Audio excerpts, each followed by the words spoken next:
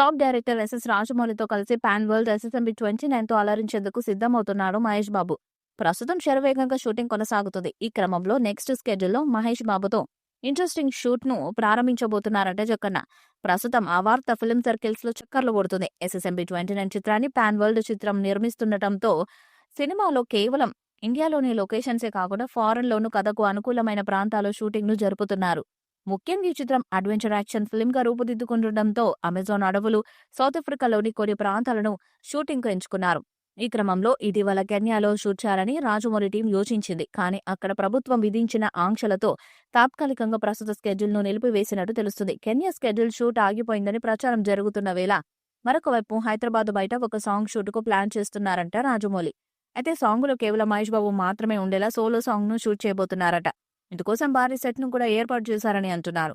మరొక వైపు హైదరాబాద్ లోని ఇండస్ట్రీస్ డెవలప్మెంట్స్ ను ప్రపంచ దేశాలకు చూపించే ప్రయత్నము చేయబోతున్నారని టాక్. దీనిపై ఎలాంటి అధికారిక ప్రకటన లేదు కానీ స్ట్రాంగ్ బజ్ వినిపిస్తుంది. మహేష్ బాబు ఎస్ఎస్ఎంబి 29 కోసం తన లుక్ ను పూర్తిగా మార్చేసిన సంగతి తెలిసిందే. మరొక వైపు జక్కన్న సైతం బాహుబలి త్రిబులార్ల కంటే ఈ చిత్రాన్ని మరింత కేర్ తీసుకుంటున్నారు.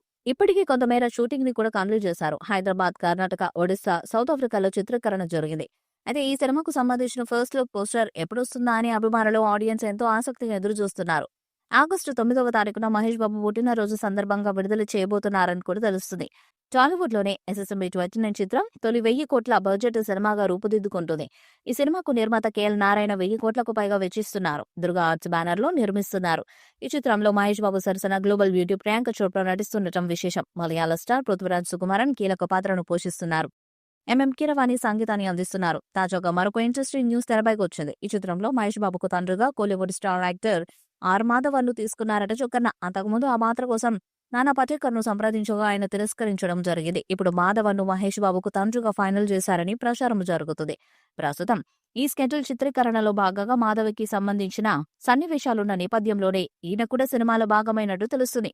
ఇక ఈ సినిమాలో global beauty Priyanka Chopra heroine గా నటిస్తుండగా మలయాళ స్టార్ హీరో పృథ్వీరాజ్ సుకుమారన్ భాగమయ్యారు. ఇక ఈ సినిమా కోసం దాదాపు 800 కోట్లకు పైగానే బడ్జెట్ ను కేటాయించినట్టు తెలుస్తుంది. మొదటిసారి మహేష్ బాబు, రాజమౌళి కాంబోలో ఈ సినిమా రాబోతున్న నేపథ్యంలో ఈ సినిమాపై పాన్ వరల్డ్ స్థాయిలో అంచనాలున్నాయి. ట్రిబుల్ సినిమా తర్వాత రాజమౌళి డైరెక్షన్ లో రాబోతున్న చిత్రం కావడంతో ఈ సినిమాపై మంచి బజ్ ఉందని చెప్పాలి. దాదాపు 1000 కోట్ల బడ్జెట్ తో ఈ చిత్రాన్ని తీస్తున్నారు.